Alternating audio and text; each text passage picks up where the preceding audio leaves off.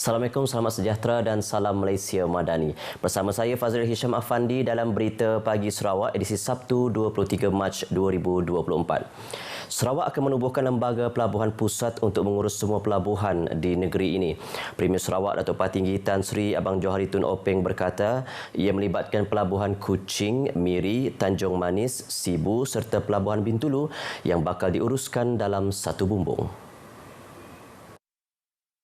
Jelas Premier penubuhannya bakal memberi impak tinggi bukan sahaja kepada pembangunan ekonomi Sarawak bahkan kepada Malaysia keseluruhannya. Beliau berkata demikian pada sidang media selepas menyaksikan majlis menandatangani perjanjian persefahaman MOU berkaitan penukaran status Pelabuhan Bintulu daripada Pelabuhan Persekutuan kepada Pelabuhan Negeri di Putrajaya semalam. Majlis disaksikan bersama Perdana Menteri Datuk Seri Anwar Ibrahim serta timbalannya Datuk Seri Fadilah Yusof. MOU berkenaan ditandatangani oleh Menteri Pengangkutan Anthony Loke mewakili Kerajaan Persekutuan, manakala Timbalan Premier Sarawak merangkap Menteri Infrastruktur dan Pembangunan Pelabuhan Dato' Amar Douglas Uga Embas mewakili Kerajaan Negeri. Objektif MOU tersebut adalah untuk menyelia dan melancarkan proses penukaran status Pelabuhan Bintulu agar peralihan tersebut dapat dimuktamadkan dalam tahun ini. Sarawak merekodkan ketibaan 750,768 pelancong dalam tempoh 2 bulan pertama tahun ini, iaitu peningkatan sebanyak 25.12% berbanding tahun lepas. Menteri Pelancongan, Industri Kreatif dan Seni Persembahan Datuk Seri Abdul Karim Rahman Hamzah berkata, tahun lepas Sarawak merekodkan 600,037 orang ketibaan pelancong bagi tempoh sama. Sebahagian besar ketibaan pelancong dalam tempoh 2 bulan pertama tahun ini adalah pelancong asing iaitu seramai 447,903 orang. Untuk bulan Februari sahaja, seramai 397,785 pelancong telah berkunjung ke negeri ini dengan 235,778 daripadanya adalah pelancong asing.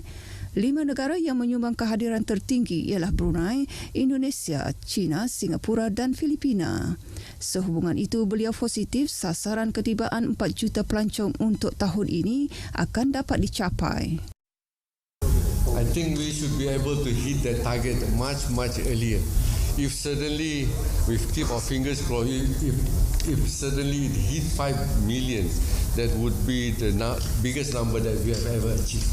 And I wouldn't be surprised that we might be near to that. Rekod tertinggi ketibaan pelancong ke Sarawak ialah 4.6 juta orang pada 2019.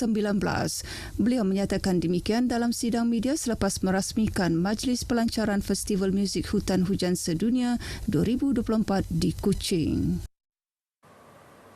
Setakat 29 Februari tahun ini, Tabung Baitul Mal Sarawak telah mengagihkan sejumlah 16.32 juta ringgit kepada asnaf yang layak melalui 4 program utamanya. Program tersebut ialah program mengukuhkan tradisi keilmuan, program membangunkan institusi Islam, program memantapkan kebajikan ummah dan program peningkatan kemahiran ummah.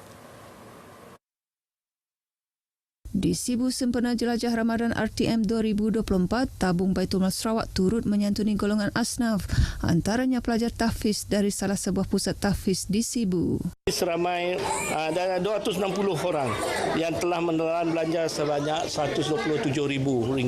Ujarnya bantuan itu bertujuan meringankan beban semasa bulan Ramadan dan sebagai persediaan untuk menyambut Syawal yang bakal tiba. Bantuan yang disalurkan oleh Baitul Mal amat dihargai lah sebab dapat mengurangkan rasa beban kepada kami orang yang kurang kemampuan. Alhamdulillah lah masa tu untuknya beli ubat, nyempun, untuk beli barang-barang sakit ni semua masa tu lah. Kami seorang yang nanggung 4 beranak, bayar tok semua lah. Syukur Alhamdulillah Syidat Baitul Mal dapat bantu kami dari segi kewangan untuk dalam sebulan ada 3 kali dan bawa makan tiap bulan dia tak berilah. Baik, kolaborasi semua pihak termasuk agensi kerajaan dan pihak swasta amat dialu-alukan dalam menyantuni golongan memerlukan. Tabung Baitul Mal Sarawak, salah satu rakan strategik yang sentiasa ada bersama RTM Sarawak melaksanakan aktiviti kemasyarakatan khasnya semasa bulan Ramadan. Awang Muhammad Muhibbuddin di Sibu untuk mengetahui perkembangan jelajah Ramadan RTM 2024. Silakan. Baik, terima kasih rakan penyampai di studio RTM Kuching. Assalamualaikum dan selamat pagi. Salam Malaysia Madani. Saya sekarang berada di perkarangan Kompleks Islam Sibu dan kami sedang menunggu untuk bergerak ke program Bubur Lombok pada pagi ini.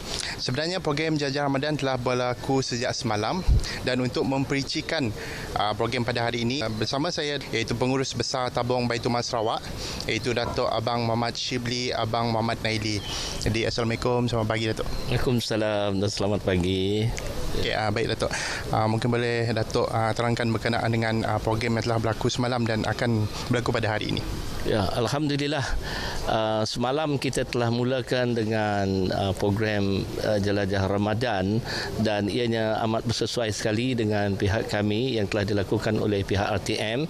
Satu kolaborasi yang begitu cantik dan mantap di mana kami merasakan inilah satu peluang di mana kita bersama agensi media yang terbesar di Malaysia yang dapat membantu kami untuk menerangkan bahawa inilah hakikatnya usaha-usaha yang kami lakukan hasil daripada kutipan-kutipan zakat, sedekah, wang infak daripada masyarakat dan ini diterangkan dalam erti kata lain kita boleh melihat gambaran-gambarannya.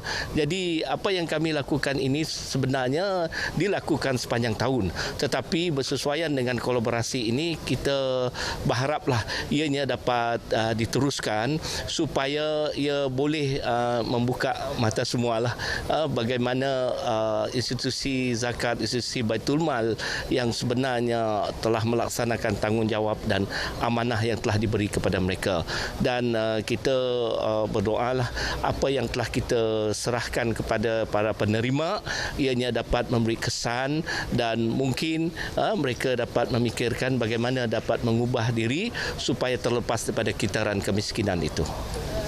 Baik Datuk, terima kasih di atas perkongsian itu tadi Datuk. Saya kira itu saja yang boleh saya kongsikan untuk berita pagi Sarawak pada hari ini. Kita kembali bersama rakan penyampai di studio RTM Kuching. Silakan.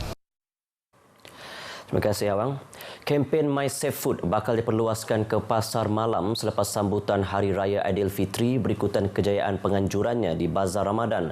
Timbalan Menteri Perdagangan Dalam Negeri dan Kos Sara Hidup KPDN Fuziah Saleh yakin kempen tersebut di pasar malam akan mendatangkan manfaat kepada lebih banyak golongan memerlukan. Pasar malam pun banyak kita membazir di pasar malam ya yang tidak habis dijual. Kalau kita kembangkan lagi, kita luaskan lagi, dia akan bawa lebih manfaat kepada golongan yang memerlukan. Katanya perkara tersebut telah dibincangkan dengan Persatuan Peniaga di Pasar Malam Metro City Kuching dan pasar malam tersebut bakal menjadi projek pertama KPDN untuk kempen My Safe Food di Malaysia. Beliau turut mendedahkan lebih 15 tan makanan dan minuman selain 15,000 kilogram pelepasan gas hijau diselamatkan menerusi kempen My Safe Food Khamis lepas di seluruh negara. Fuziah ditemui media selepas melancarkan My Safe Food bersempena Bazar Ramadan Rahmah wilayah Sarawak di Kuching. Berita pagi Sarawak berakhir di sini. Ikuti Stadium RTM selepas ini untuk perkembangan sukan tanah air dan antarabangsa.